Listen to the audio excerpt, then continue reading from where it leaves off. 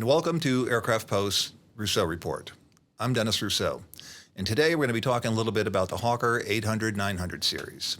But first, a bit of history. In 1961, Jeffrey de Havilland began work on a small business jet dubbed the DH-125 Jet Dragon. The DH stood for de Havilland, and the 125 was his 125th design. Leading up to this, he built bombers, trainers, single-seat fighters, transport aircraft, as well as the DH-106 Comet airliner. With the 125, he knew the success of the project was dependent on having at least a 1,000-mile range, as well as speed and reasonable cost to rival turboprop competitors. Yes, I said turboprop. The Viper Mark 500 turbojet engine was selected to power the aircraft, and in 1962, the $500,000, 1,200-mile DH-125 made its first flight. The Viper engine produced 3,000 pounds of thrust, and because it was initially developed as an expendable engine, it was subject to many recurring maintenance issues. This led to the introduction of the first power-by-the-hour program, in which operators pay a fixed hourly rate to the OEM for the continual maintenance of the engines. An interesting point is that today all OEMs offer an engine program due to exorbitant costs. From 1969 to 1975, Hawkers were sold in the U.S. under an agreement with Beech Aircraft. In 1977, Hawker Siddeley merged with the British Aircraft Corporation to form British Aerospace, and the aircraft was rebranded the BAE 125. In 1994, British Aerospace sold the business jet division to Raytheon, and the aircraft became simply known as the Hawker. Although the airframe was built in England, interiors and final completion were done in Little Rock, Arkansas. The DH-125 production continued with various iterations: the 3A, the 3A-RA, the 400, and in 1973 the Hawker 600 was introduced, with an upgraded Viper engine, a 3-foot stretch fuselage that allowed for more fuel, and seating to be increased for 8 passengers. Although the cockpit was outfitted with the old steam gauge analog instruments, they were considered state-of-the-art for the time, with navigation supplied by VLF Omega, which was also fitted to the Rockwell Sabreliner, Lockheed Jetstar, and Gulfstream's G2. DH-125 interiors were right-sized for a medium-class business jet, with typical configuration consisted of 2 singles, opposite a 3-place divan forward, and 2 forward-facing singles in the aft cabin. And throughout the next 50-plus years of production and over 1,600 aircraft, the baggage compartment remained opposite the entry door. With the advent of fan engine technology, the 700 series, using the 600 fuselage, entered service in 1977 at a price point of $3.2 million. It was one of the first business jets to use turbofan engines, which can reduce fuel burns up to 40% when compared to a turbojet. The majority of engines are covered under an hourly cost maintenance service plan, also known as MSP, which eliminates lump sum payments for major events, just as it did in 1965. Thrust reversers were optional on the 700, and for good reason.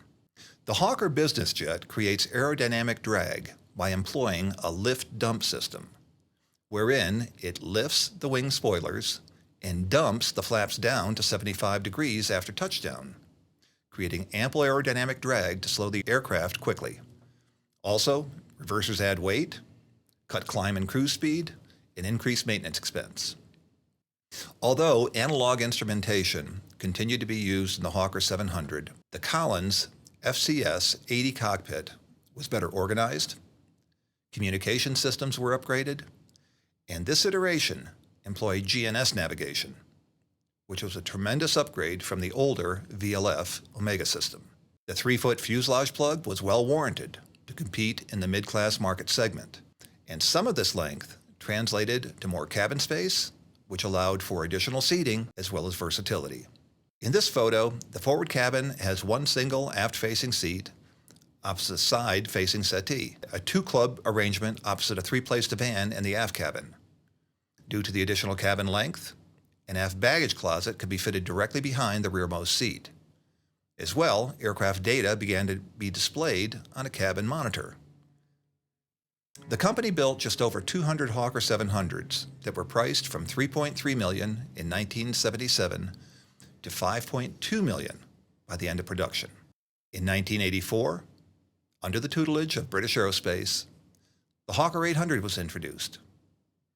The aircraft featured a newly designed nose section with a curved windscreen, uprated TFE 731-5R engines, and an upgraded analog cockpit featuring Collins ProLine. Shortly thereafter, 5.2 BFIS was introduced with dual FMS and dual AHRS, Attitude Heading Reference System, as standard equipment.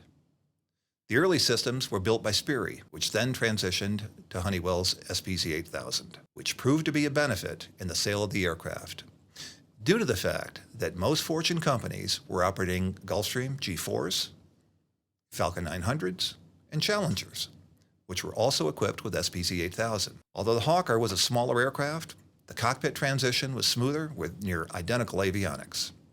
Interior configuration became more defined, with 4 singles in a club arrangement in the forward cabin and a single seat opposite a 3-place divan aft.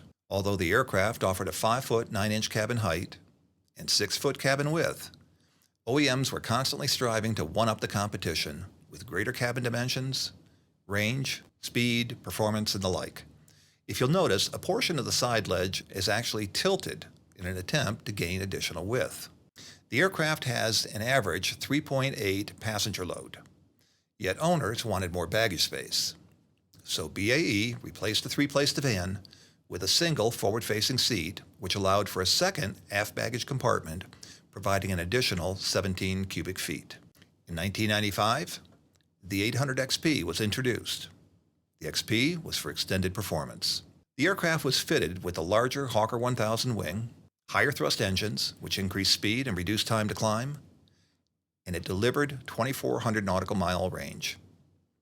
In addition, thrust reversers and the Dash 150 APU found on larger business jets became standard, and base avionics were upgraded from the ProLine 2 to the next generation ProLine 4. In 2003, at serial number 567, the cockpit came standard equipped with ProLine 21 avionics that incorporate 4 flat panel LCDs and dual Collins 6000 FMS. Like the majority of the 800 series, as you enter the cabin, there's a galley on the forward left-hand side that's certainly adequate for the aircraft's average stage length of 1.5 flight hours, or its max range of 2,400 nautical miles. Opposite the galley is the forward baggage compartment that holds 33 cubic feet of luggage, as well as the 17 cubic feet in the aft cabin. The standard 8-passenger configuration is carried over from previous models, with a 4-club arrangement in the forward cabin, and as you'll notice, the drink rail is much more streamlined than those found in earlier models. And the aft cabin features 1 single seat on the right-hand side of the aircraft, opposite a 3-place divan. And of course, an oversized aft lavatory. Oversized, of course, for a medium jet. It should be noted that the 800 and 800 XP share the same 0.78 Mach cruise speed, 0.80 MMO, not to exceed speed, and its certified 41,000-foot ceiling. By 2007, there were over 1,000 Hawkers built, and just as we think the aircraft has reached the end of its life, not to mention the various iterations that had limited production, such as the Hawker 750, which had less range due to an external baggage compartment that eliminated the aft fuel tank, or the Hawker 850 that came standard with winglets. In 2007, the Hawker 900 XP was announced, and the company was sold to GS Capital Partners and renamed Hawker Beechcraft. The aircraft had TFE 731-50 engines and OEM designed and built composite winglets versus the aftermarket winglets offered on earlier models. These 2 features provide lower fuel consumption, increasing range to 2,800 nautical miles, making it a true non-stop transcontinental aircraft. As well, hot and high performance was improved. The cabin featured dual cabin monitors, and Collins Airshow 21 is standard equipment. Now, when we view a range chart, it's quite apparent the 900 XP surpassed the 800's range significantly. But the aircraft also one-upped its competition, which at the time was the Gulfstream G150 and the Lear 60XR, both very capable medium-class aircraft. The G150, however, was limited to a 750-pound payload with full fuel, and the 60XR had a 2,200 nautical mile range, making it tough for nonstop coast-to-coast travel. So how has the Hawker performed when examining residual values? If we look at a 2000 year model 800 XP that had an average price point new of $11 million, and 20 years hence the value is $1.4 million based on current selling prices, in other words, it's lost 88% of its original cost, retaining a mere 12% over 20 years. Now this may seem like an aberration, but most business jets, whether a Hawker 800 XP, G150, Citation Sovereign, or a G550 or Global 6000, the majority of business jets are facing similar rates of market depreciation. Moving on to Hawker markets, there are currently 59 800 XPs on the market, representing 12.9% of the fleet, with an average market time of 282 days and ask prices ranging from $600,000 to $3.2 million. There have been 12 transactions in the last 6 months, with selling prices ranging from $500,000 to $1.7 million. The 900 XP market is faring slightly better, with 9.7% of its fleet on the market and ask prices ranging from $2.9 to $5.3 million, and selling prices from $3.5 to $3.9.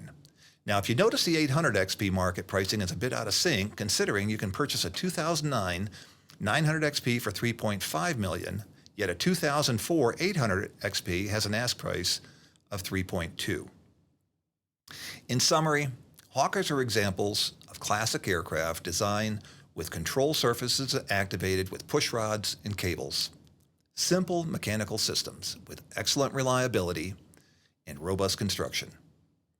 The aircraft series has always offered the right blend of cabin volume, airport performance, operating economics, and purchase price. Unfortunately, production of the aircraft came to a halt when Hawker Beechcraft declared bankruptcy in 2012. Mismanagement, low demand, perhaps both. But one thing is certain. The Hawker was one of the best-selling business jets in the world, having built 1,600 plus aircraft over a 55-year span. In April 2013, the type certificate and support responsibility for all Hawkers was transferred to the reformed Beechcraft Corporation. They don't tend to restart production of the business jet line.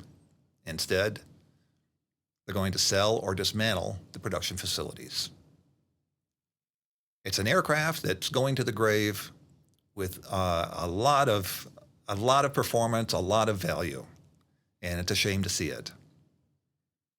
Have a good day. I'm Dennis Rousseau with the Rousseau Report.